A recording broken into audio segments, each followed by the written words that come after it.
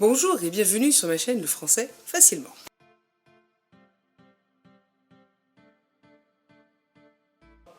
Alors, aujourd'hui, petit tour d'horizon du côté de la Corse. Elle est appelée l'île de Beauté.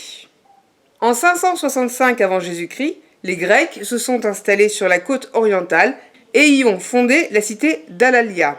Ils y cultivent des oliviers et de la vigne. Ils apportent l'écriture et la monnaie pour les commerces. La Corse sera baptisée Calistée, ce qui signifie en grec ancien la plus belle. Puis Tyros et Cyrnos, en référence au fils d'Hercule. Par la suite, ce sont les Romains qui arrivent et détruisent Alalia. Les Corses vont lutter durant un siècle. Vers l'an 100 avant Jésus-Christ, la cité d'Alalia sera reconstruite et baptisée Aléria. À l'embouchure du Golu sera construite la cité de Mariana, où il y aura la première basilique au IVe siècle. Un bâton et un V. Le latin devient la langue commune, ainsi que le christianisme devient commun. Après la chute de l'Empire romain commencent les ennuis. À partir de 455 après Jésus-Christ arrivent les Vandales, puis les Ostrogoths et les Byzantins qui restent 2 siècles sur l'île. C'est l'ère de la misère, des égorgements, des hécatombes.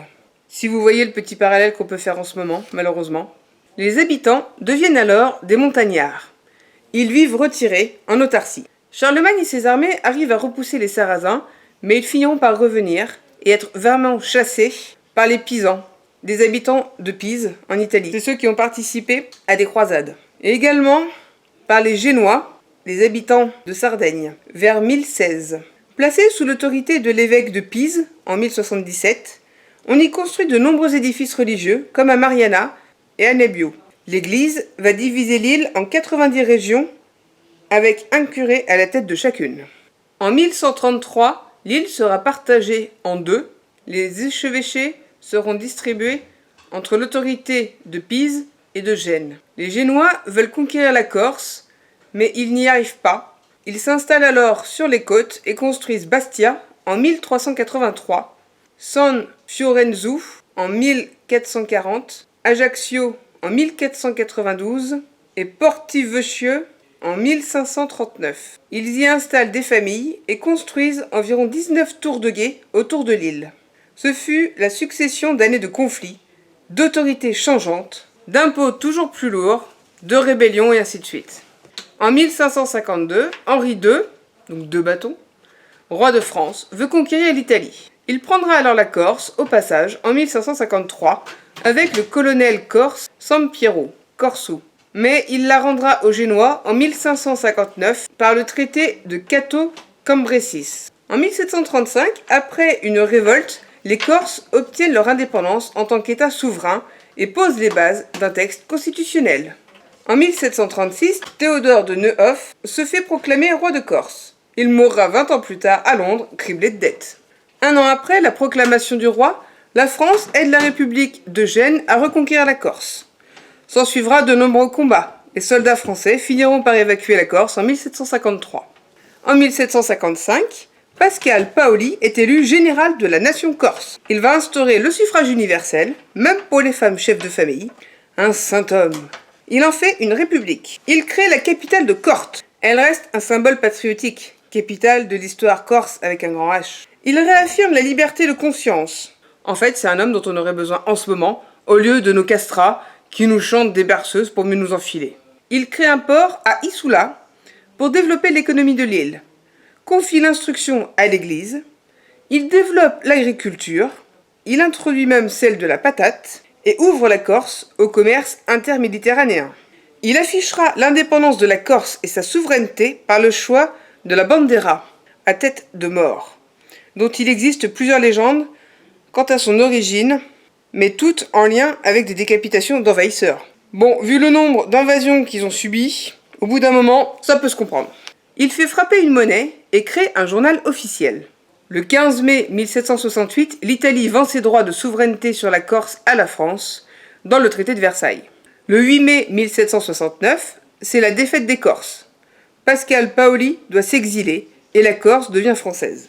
L'ordre est rétabli par le comte Marbeuf. L'agriculture y est développée, des routes sont construites et la population progresse de 30% en 20 ans. En 1789, à la Révolution, il est proclamé que la Corse et ses habitants seront régis par la même constitution que les autres Français. En 1794, les Français quittent la Corse. L'île devient anglaise après que Pascal Paoli y soit revenu avec des Anglais. Il sera évincé quelques années plus tard. Les Français reviendront en 1796 après la signature du traité de Paris. Quand on parle de soulèvement, rébellion, combat, etc., il ne faut pas oublier que Napoléon est né à Ajaccio en 1769. Il voulait que l'île soit française. Quand on voit ce qu'il a fait pour la France, heureusement qu'il y a eu des combattants comme celui-là. Pour la Troisième République, le gouvernement va délaisser la Corse en 1879. Les vignobles sont ravagés par les insectes et la population par la malaria. Il y a énormément de misère et beaucoup de Corses s'exilent. Une loi douanière pèse lourd sur les exportations corses. L'économie et l'industrie régressent alors. Durant la Première Guerre mondiale, 20 000 jeunes Corses tombent au combat. À partir de 1920, les mouvements autonomistes réclament l'autonomie de l'île sous protection de la France. Les manuels de géographie qualifiant la Corse d'île montagneuse et pauvre, beaucoup d'habitants s'expatrient et les bandits se multiplient. En 1940, il y avait plus de 90 000 soldats nazis et mussoliniens qui occupaient la Corse. La résistance s'y développa et le terme de maquis arriva.